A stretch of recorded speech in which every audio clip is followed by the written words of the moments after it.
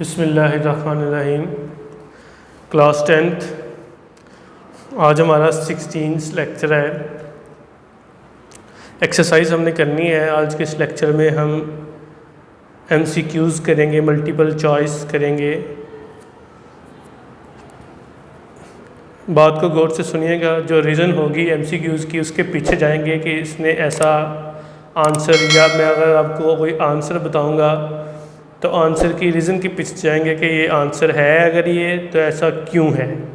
तो गौर से MCQs को समझना है, सिर्फ टिक नहीं लगानी, आंसर फॉलो नहीं करना, बल्कि इसके पीछे क्या लॉजिक है वो भी आपने समझनी है। सबसे पहले which are the following example of simple harmonic motion. कहता है सिंपल हार्मोनिक मोशन की कौन सी एग्जांपल हो सकती है इन 4 एग्जांपल में से। पहली जो हमारे पास एग्जांपल है वो है the motion of simple pendulum. सुन ले पहले। फिर है मोशन ऑफ सीलिंग फैन। फिर है the spinning of the earth on its axis, bouncing ball on the floor. तो देखें, हार्मोनिक मोशन की बात हो रही है। तो हार्मोनिक मोशन की एग्जांपल जब आपने स्टडी की थी तो उन एग्जांपल में जो आपने पहली एग्जांपल पढ़ी थी वो थी सिंपल हार्मोनिक मोशन की example simple pendulum. Motion of ceiling fan नहीं हो सकती, क्योंकि सीलिंग फ़ैन की मोशन जो आपने क्लास 9th में पढ़ी थी, मैं बुक में यूज़ कर रहा हूँ रेफरेंस के तौर पे कि सीलिंग फ़ैन की जो मोशन है, जब आप क्लास 9th पढ़ रहे थे, टाइप्स ऑफ मोशन जब आपने स्टडी की थी, सेकंड आपकी जो बुक थी उसका सेकंड चैप्टर था, उसमें आपने जब पढ़ी थी रोटेटरी मोशन, रैंडम मोशन और सर्कुलर मोशन, तो उसमें आपने एग्जांपल देखी थी। तो आपने जब रोटेटरी मोशन पढ़ी थी तो आपने रोटेटरी मोशन के अंदर डिफरेंट एग्जांपल कोट की थी। तो इसमें एग्जांपल आपको मैं बता देता हूँ कि यहाँ लिखी होगी कि मोशन जो है हमारे पास फ़ैन की, वो कौन सी मोशन होती है, वो रोटेटरी मोशन होती है, चूँकि वो स्पिनिंग मोशन होती है अबाउट इट्स एक्सिस।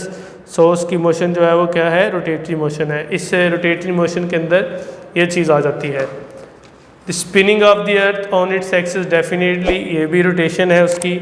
और bouncing ball on the floor, ये इसकी जो है वो, चूँकि बाउंसिंग बॉल है, इसकी मोशन जो है वो रैंडम मोशन हो सकती है, बाउंसिंग बॉल है। तो इस तरह से आपने जो है रह कौन सी जाती है एग्जांपल, वो सिंपल पेंडुलम रह जाती है। तो सिंपल पेंडुलम आपने आंसर लिख लेना है। If the mass of the Bob of the pendulum is increase by a factor of 3, the period of the pendulum of motion. अगर आप पीछे जाएं तो जब आपने सिंपल पेंडुलम पढ़ा था तो सिंपल पेंडुलम का आपने एक फार्मूला देखा था, और वो फार्मूला था टाइम पीरियड का, T = 2πL/g। अगर आप देख रहे हैं, अगर आप गौर कर रहे हैं तो देखें यहाँ पे मैस पे तो टाइम पीरियड डिपेंड ही नहीं कर रहा। तो जब मैस पे टाइम पीरियड डिपेंड नहीं कर रहा, आप मैस को 3 गुना बढ़ा दें, 4 गुना बढ़ा दें, उसका टाइम पीरियड रिमेन सेम रहेगा। तो आंसर आ जाएगा remain same. Which are the following device can be use to produce both transverse and longitudinal waves. तो जब आपने ट्रांसवर्स वेव और लॉन्गिट्यूडिनल वेव्स पढ़ी थी तो आपने वहाँ पे ट्रांसवर्स वेव के लिए और लॉन्गिट्यूडिनल वेव्स के लिए, दोनों के लिए आपने जो इस्तेमाल किया था लफ्ज़, वो लफ्ज़ था स्लिंकी स्प्रिंग।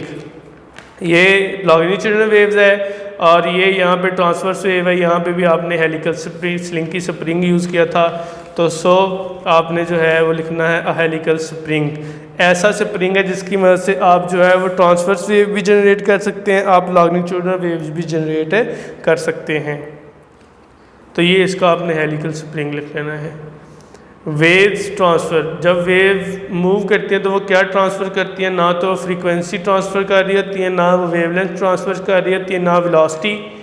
वेव, याद रखिएगा मैंने ये बात आपको बताई थी कि wave is the career of energy, वो एनर्जी को लेके चल रही होती हैं। आपने जब आर्टिकल पढ़ा था ये वाला, wave as a carrier of energy, तो कैरियर ऑफ एनर्जी में आपने जो है वो इस चीज़ को जो है वो समझा था कि एनर्जी ट्रांसफ़र करती है waves.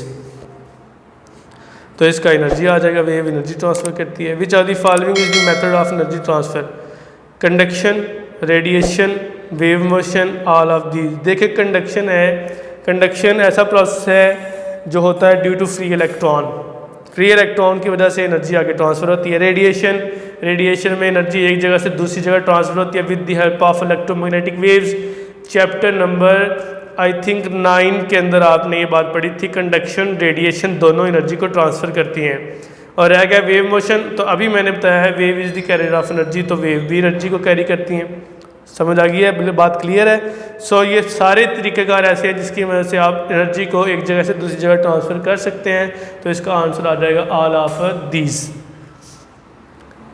In a vacuum all electromagnetic wave have the same.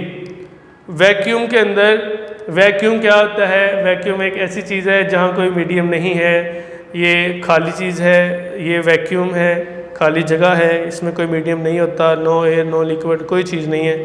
तो इस वैक्यूम के अंदर इलेक्ट्रोमैग्नेटिक वेव की स्पीड सेम रहेगी, फ्रीक्वेंसी डिपेंड करती है ये तो वाइब्रेटर के ऊपर जो वहाँ पे इलेक्ट्रोमैग्नेटिक वेव जनरेट कर रही हैं, उनका एम्पलीट्यूड जो है वो भी फिर डिफरेंट हो सकता है वेवलेंथ, लेकिन स्पीड इसकी सेम रहेगी। Large ripple tank with the vibrator working frequency of 30 hertz produce 25 complete waves in distance 50 centimetre the velocity of the wave. आप यहाँ पे फार्मूला यूज़ कर सकते हैं v is equal to F lambda, ये वाला फार्मूला यूज़ करें v is equal to F lambda वाला, तो आप जो है इसका आंसर निकाल सकते हैं। जब आप हॉल करेंगे, सॉल्व करेंगे तो 60 सेंटीमीटर पर सेकंड इसका आंसर आ जाएगा। Which are the following characteristic of wave is independent to the other. कौन सी ऐसी करेक्टरिस्टिक है वेव की जो दूसरी पे डिपेंड नहीं करती? तो याद रखिएगा स्पीड भी डिपेंड करती है, चूँकि स्पीड का रिलेशन आपने पढ़ा हुआ v is equal to F lambda, वो फ्रीक्वेंसी पे भी डिपेंड करती है, वो वेवलेंथ पे भी डिपेंड कर रही होती है। तब फ्रीक्वेंसी भी डेफिनेटली फिर वाइस वर्सा है, वो भी डिपेंड करेगी, वेवलेंथ भी डिपेंडेंट है।